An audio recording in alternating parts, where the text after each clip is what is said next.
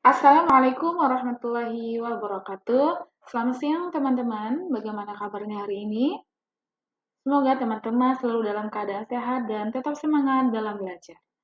Baik teman-teman, kali ini kembali lagi bersama saya, Suci Jayanti. Insya Allah kita akan belajar mengenai mutasi genetik dan teori evolusi, bagian dari biologi modul ke-16. Ya. Sebelum belajar, marilah kita awali dengan mengucapkan lafaz basmalah, bismillahirrahmanirrahim.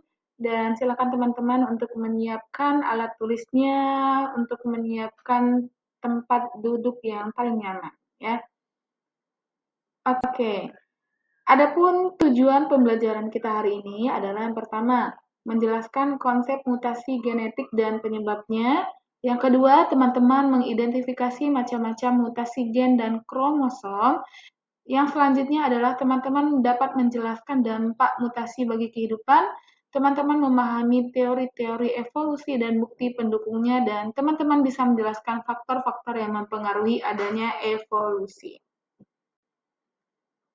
Unit pertama ya teman-teman, ada yang namanya mutasi genetik. Nah, mutasi ini teman-teman artinya adalah perubahan yang terjadi daripada hal yang seperti umumnya ya.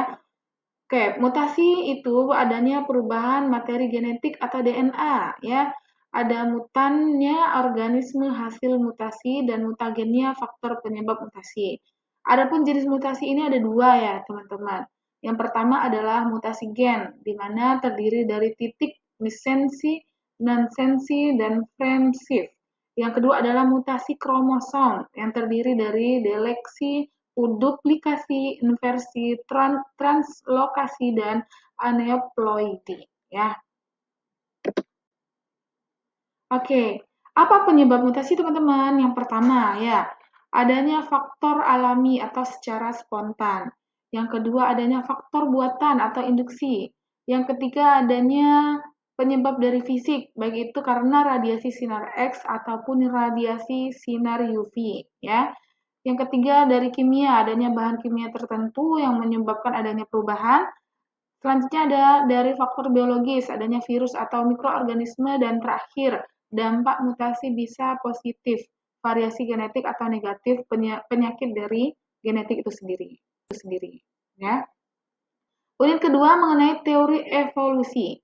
Evolusi itu teman-teman merupakan perubahan makhluk hidup secara bertahap dalam jangka waktu lama.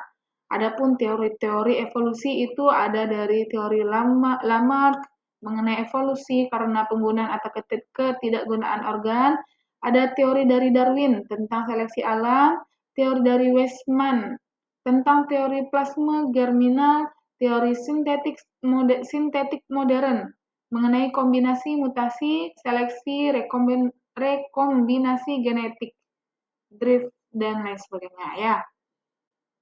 Oke, apa bukti evolusi teman-teman?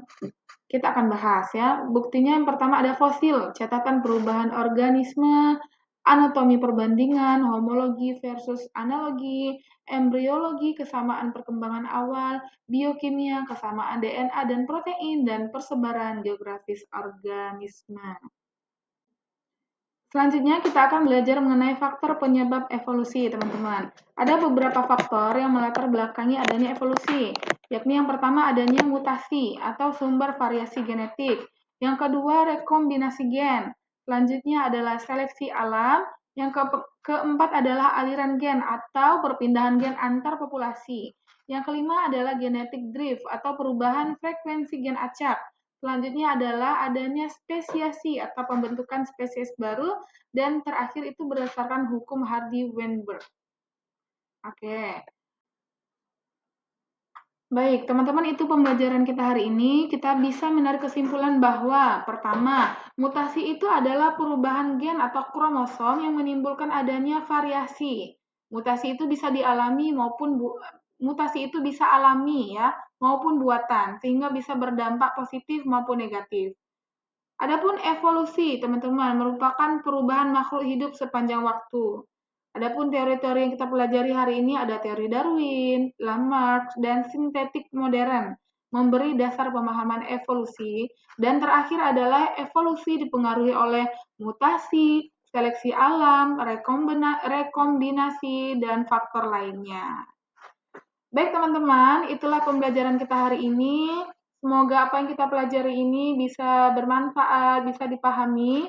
Adapun nanti jikalau ada pertanyaan, silahkan teman-teman sampaikan. Saya mohon maaf apabila ada kesalahan, saya akhiri. Assalamualaikum warahmatullahi wabarakatuh.